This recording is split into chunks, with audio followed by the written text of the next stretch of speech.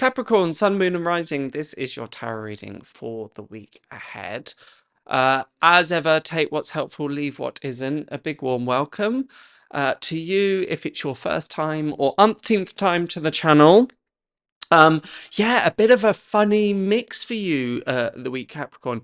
It's funny because I feel like you're picking up on the general energies that have been going on around at the moment. There seems to be quite a lot of indecision within this week, but also lots and lots of financial considerations, particularly with the earth signs.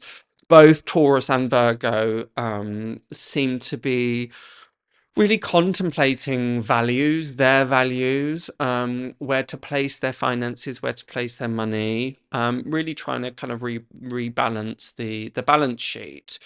And I know I've been talking for a while about finances ever since the beginning of the year, really, particularly with earth signs. Unsurprising for earth signs, this is perhaps a bit more of a consideration than fire, air and water, just because for most earth signs, this feeling of stability and security is quite essential. So unsurprising that these themes are still filtering through. The thing that I want to congratulate you on, Capricorn, is that we've got the Hierophant card here. Interestingly enough, the Hierophant is actually ruled by Taurus, so in some ways it is still an earth sign. Therefore, we have 4 earth cards out of 5 within your reading. But the Hierophant reminds us of a connection to the divine, and having faith and trust. And that is something that I feel you encapsulate more than perhaps the other star signs. I feel that a lot of the other star signs are getting too engrossed in worldly matters, paying the bills, doing the job, just getting their head down. And there's nothing inherently wrong with that. But we also have to occasionally ask the question, well, what am I doing this for? Who am I doing this for? Is this aligned with my purpose? I often call it your dharma. And am I connected to my spirituality? Am I connected to the universe? However you want to describe it.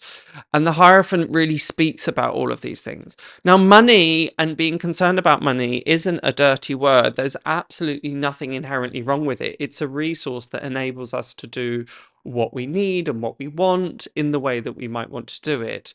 The problem is when that becomes our only focus or becomes the governing force of all our choices, then we start to get into some hot water. Therefore, this is your call, this is your reminder. What is my spiritual path? What has that been looking like recently? Have I been bringing myself into community? The Hierophant represents the head of a community, the head of the church, the spiritual community, or have I been doing quite a lot solo recently? We have the Page of Pentacles here and the Four of Pentacles, the Lord of Earthly Power. Four of Pentacles is a bit of a mixed bag in so much as it's the number 4, which is the number of stability, security, structure, and it's within the Pentacles, which is health and wealth. In some ways, that combination is great because it shows a rebalance of the balance sheet, as I mentioned before. But what it can lead to is a tight-fistedness. Not so much about miserliness, although that can sometimes apply, but to you, it could represent more of an anxiety or a fear being born out of, I want to hold on as much as I can to financial stability, but also the status quo. I don't feel that that's necessarily to your detriment so much. So I'm not saying, well, scrap all of that, take risk, go out of your comfort zone, as I have said to other star signs. This is more about ensuring that and this is something that I have been saying, that you're not trying to garner your sense of security just from that. Yeah, there's just a bit of a tension and there's a bit of a worry. I know that financial concerns may have been playing on your mind a little bit of late. Just please, please, please make space, make room for other things as well. We have, just closing out your reading, the Two of Swords and the Two of Pentacles.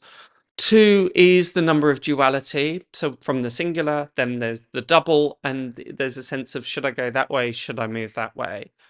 And this both is within choices as represented by the swords, but also within actions or investments or placement of our energy, focus and resource as represented in the Two of Pentacles. You may find that this is just quite an ambivalent week. Should I stay? Should I go? Shouldn't I? There's a bit of an oscillation.